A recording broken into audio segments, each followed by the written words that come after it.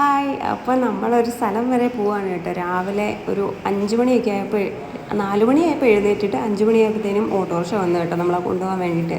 അങ്ങനെ കട്ടപ്പന സ്റ്റാൻഡിൽ വന്നിട്ട് എറണാകുളം വണ്ടിക്ക് കയറിയിട്ടുണ്ട്. ആലുവയിലാണ് നമുക്ക് ഇറങ്ങാനുള്ളത്. സ്ഥലം എവിടെയാണെന്നൊക്കെ ഞാൻ വഴിയെ കാണിച്ചു തരാവേ.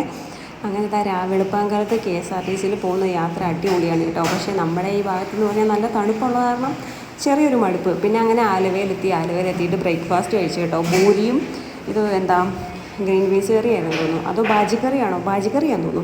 അന്നേരം അത് കഴിച്ചു. അപ്പോൾ ഈ പൂരി അപ്പടി ക്രിസ്പി ആയിരുന്നു കേട്ടോ, അതുകൊണ്ട് കൊച്ചിനത് കഴിക്കാൻ വലിയ ബുദ്ധിമുട്ടായിരുന്നേ. അവസാനം എങ്ങനെയൊക്കെയോ തത്തിപ്പൊത്തി ഇച്ചിരി കൊടുത്തു. പിന്നെ കോഫി ഉണ്ടായിരുന്നു, അതും വലിയ സംഭവമൊന്നുമില്ല. നമ്മൾ മറ്റേ ശരവണ ഭവനിൽ നിന്ന് കുടിക്കുകയല്ലേ ചായയും കാപ്പിയൊക്കെ, അതിൻ്റെ ഒരു ടേസ്റ്റൊന്നുമില്ല കേട്ടോ. പിന്നെ നമ്മൾ അതൊക്കെ കുടിച്ചിട്ട് നേരെ റെയിൽവേ സ്റ്റേഷനിലേക്ക് പോയി കേട്ടോ. നമുക്കുള്ള ട്രെയിനിന് വേണ്ടി വെയിറ്റിംഗ് ആണ്. ഒരു 10 നമ്മളിവിടെ വന്നു. നമുക്ക് 10:20 ആയപ്പോഴത്തേനും ട്രെയിൻ വന്നു കേട്ടോ. അപ്പം നേരെ തൃശ്ശൂരിലേക്കാണ് ടിക്കറ്റ് എടുത്തേക്കുന്നത്. നമുക്ക് പോകേണ്ട പ്രോപ്പർ സ്ഥലത്തേക്ക് ട്രെയിൻ ഉണ്ടായിരുന്നില്ല. അപ്പം നമ്മൾ തൃശ്ശൂർ ഇറങ്ങാമെന്ന് വിചാരിച്ചേ.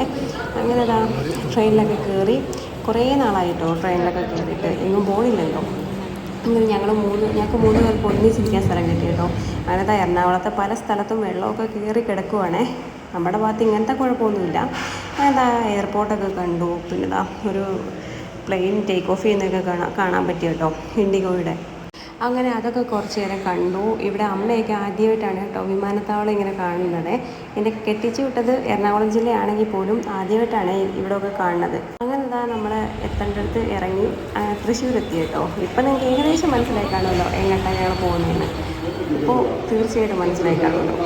അങ്ങനെ നമ്മൾ ഗുരുവായൂരാണ് കേട്ടോ വന്നത്. അപ്പോൾ വന്ന സമയത്ത് ഇവിടെ കുറേ കല്യാണങ്ങളൊക്കെ ഉണ്ടായിരുന്നേ. കല്യാണമൊക്കെ കഴിഞ്ഞിട്ടുണ്ടായിരുന്നു, ഫോട്ടോഷൂട്ടൊക്കെ ആയിരുന്നു. പിന്നെ നേരെ നമ്മൾ റൂമൊക്കെ ബുക്ക് ചെയ്തിട്ട് കഴിക്കാൻ വേണ്ടി പോയി കേട്ടോ. വെജ് ഫുഡ് കിട്ടുന്ന നല്ലൊരു റെസ്റ്റോറൻറ്റിൽ പോയി. വാഴയിലായിരുന്നു കേട്ടോ ഫുഡൊക്കെ. സാമ്പാറും അതിലൂടെ പച്ചമോരും ഒരുപാട് കറികളൊക്കെ ഉണ്ടായിരുന്നു കേട്ടോ. എരിശ്ശേരി, അവിയൽ, പിന്നെ കൂട്ടുകറി, അങ്ങനത്തെ കുറേ ഐറ്റംസൊക്കെ ഉണ്ടായിരുന്നു. അതൊന്നും ഞാൻ കൂട്ടിയില്ല.